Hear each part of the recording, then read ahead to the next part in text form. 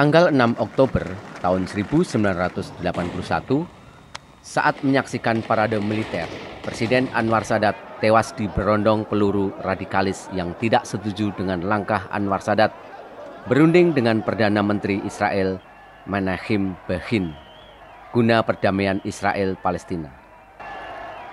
Adalah fakta sejarah bahwa risiko dibunuh bagi siapapun yang ingin mendamaikan konflik Israel-Palestina.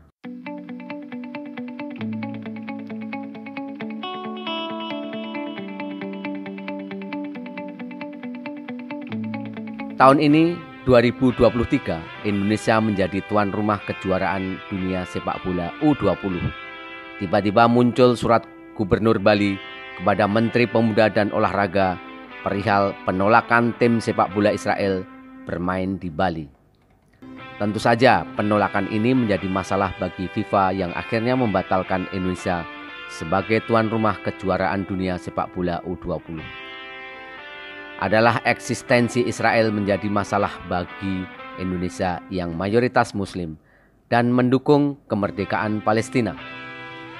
Mengenai partisipasi dalam olahraga, Israel memiliki trauma atas pembunuhan 11 orang atletnya pada Olimpiade Munchen tahun 1972. Lalu, bagaimana jika Perdana Menteri Israel Yitzhak Rabin datang ke Jakarta menemui Presiden Soeharto di rumah Jalan Cendana? Dalam Tempo.co tanggal 23 Oktober 1993 berjudul 4 jam yang mengundang tanya, ditulis tentang kunjungan Perdana Menteri Yitzhak Rabin ke Jakarta tahun 1993. Juga diceritakan oleh mantan Kepala Badan Koordinasi Intelijen Indonesia atau BAKIN, Letnan Jenderal TNI Purnawirawan Sudibyo di Jurnal Astabrata. Suatu hari di bulan September 1993, seorang warga negara Eropa datang menemui ketua BAKIN di kantor. Warga negara Eropa itu menyampaikan bahwa Perdana Menteri Israel Yitzhak Rabin dan rombongan sedang berada di Beijing, Cina. Dalam penerbangan kembali ke Israel, disebutkan tanggal dan jamnya. Jika diizinkan, Perdana Menteri Israel itu bertemu dengan Presiden Soeharto. Pesawat bisa mendarat di Jakarta sekitar pukul 14.00. Setelah bertemu pukul 16.00, pesawat sudah dapat meninggalkan Jakarta singgah selama 2 jam. Jenderal Sudibyo sebagai Kepala BAKIN melalui jaringannya mengidentifikasi tamu warga negara Eropa tersebut hingga diketahui profilnya dengan tepat. Selanjutnya soal ini dibahas bersama Wakil Kepala Badan Intelijen Strategis BAIS, ABRI Letnan Jenderal TNI Ari Sudewo. Dari pembahasan tersebut disimpulkan bahwa data dan pesan yang disampaikan tamu tersebut mempunyai nilai dapat dipercaya. Pertanyaan selanjutnya, apakah informasi ini perlu dilaporkan kepada Presiden Soeharto atau tidak? Kepala BAKIN dan Wakabais sadar betul tentang status Israel dalam politik luar negeri Indonesia maupun politik dalam negeri Indonesia. Namun mereka berdua sepakat bahwa Badan Intelijen tidak boleh menutupi informasi penting kepada Presiden, apalagi mempunyai nilai dapat dipercaya. Selanjutnya kedua pimpinan intelijen itu menghadap Presiden Soeharto, melaporkan tentang tamu yang datang ke BAKIN tersebut dan permintaan yang disampaikannya. Akan tetapi, kedua pimpinan intelijen itu menyarankan kepada Presiden agar permintaan tersebut tidak perlu disetujui karena akan mendapat protes dari umat Islam di Indonesia. Di luar dugaan, Presiden Soeharto memberikan perhatian dan memerintahkan kedua pimpinan intelijen itu melakukan rechecking informasi tersebut dan melaporkan kembali. Maka ketua BAKIN mengundang tamu warga negara Eropa yang menginap di salah satu hotel datang ke kantor BAKIN. Dilakukan rechecking atas permintaan yang disampaikan sebelumnya, dan ternyata kedua pimpinan intelijen itu bertambah yakin atas kebenaran pesan tersebut. Hasil rechecking dilaporkan kepada Presiden Soeharto. Di luar dugaan, Presiden bersedia bertemu dengan Perdana Menteri Yitzhak Rabin. Rabin boleh datang ke Jakarta bertemu dengan Presiden Soeharto dengan syarat tidak bicara mengenai masalah bilateral, akan tetapi hanya membicarakan masalah konflik Israel dengan Palestina. Kemudian persetujuan dan petunjuk Presiden Soeharto disampaikan kepada warga negara Eropa yang membawa pesan khusus tersebut. Hanya dalam hitungan jam, tanggapan balik sudah diterima dan segera dilaporkan kepada Presiden. Maka rencana kedatangan Perdana Menteri Israel Yitzhak Rabin pun dipersiapkan.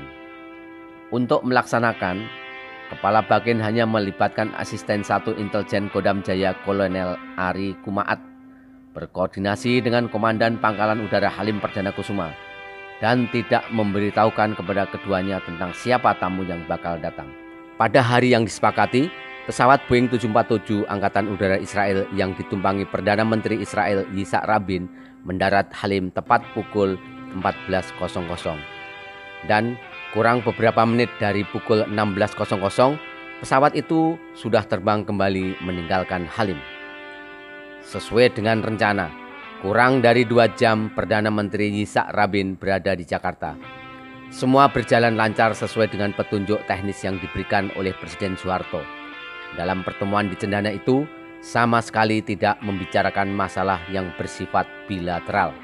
Presiden Soeharto khusus menyampaikan kepada Perdana Menteri Israel Yitzhak Rabin pesan-pesan dari negara-negara yang tergabung dalam gerakan non-blok dan organisasi kerjasama negara Islam, yaitu meminta kepada pemerintah Israel untuk segera menghentikan konflik dengan Palestina dan mengakui hak-hak bangsa Palestina, antara lain memberikan hak mendirikan negara Palestina. Hanya itu yang dibicarakan dalam pertemuan di Cendana. Jika pertemuan Presiden Soeharto dengan Perdana Menteri Yitzhak Rabin di Cendana tidak terpublikasi secara luas, maka pada pertemuan kedua di New York sangat terbuka, disaksikan oleh mereka yang hadir di sidang pertemuan Perserikatan Bangsa-Bangsa. Tanggal 22 Oktober tahun 1995, Perdana Menteri Israel Yitzhak Rabin datang menemui Presiden Soeharto di Hotel Waldorf Tower, lantai 41, kamar Presidential Suite, tempat Presiden Soeharto menginap. Tiba di lantai 41, Rabin masih harus menunggu sekitar 20 menit di dalam satu ruang karena Presiden Soeharto sedang menerima Presiden Sri Lanka. Sebelum saat hendak masuk lift, terjadi kesalahpahaman antara pengawal Rabin dengan pengawal Presiden Soeharto, Kolonel Safri Samsudin. Nyaris terjadi saling tembak antara Safri dengan pengawal Rabin. Pertemuan dadakan tidak terjadwal antara dua kepala negara ini tidak terlepas dari usaha Presiden Soeharto ikut mengusahakan perdamaian Israel dengan Palestina dalam kedudukannya sebagai ketua gerakan non-blok sekaligus ketua organisasi kerjasama negara Islam. Belum genap 2 minggu setelah pertemuan di New York, tanggal 4 November tahun 1995, Yitzhak Rabin tewas ditembak. Seorang pemuda bernama Zikal Amir menembakkan 3 peluru ke dada dan perut Rabin dalam jarak dekat. Yahudi radikal ini tidak pernah menyesali perbuatannya. Dia tidak terima Rabin hendak mendamaikan dengan Palestina. Tewasnya Rabin yang sedang berusaha dengan berbagai cara agar terwujud perdamaian antara Israel dan Palestina mengingatkan pada Anwar Sadat yang juga tewas terbunuh saat sedang berusaha mewujudkan perdamaian Israel dan Palestina. Hal yang sama dialami Presiden Mesir Anwar Sadat yang berunding dengan Perdana Menteri Menachem Begin guna tercipta perdamaian Palestina.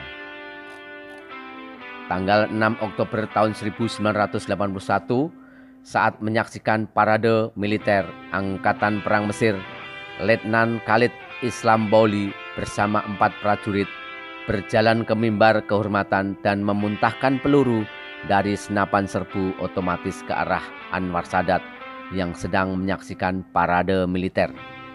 Anwar Sadat tewas saat memakai pakaian kebesaran militer.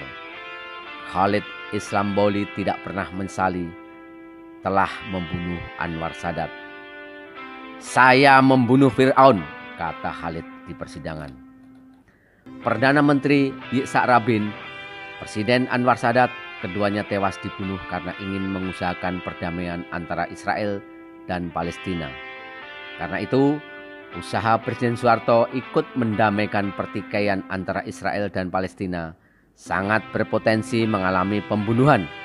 Akan tetapi, jalan penuh resiko dibunuh ini tetap ditempuh oleh Presiden Soeharto.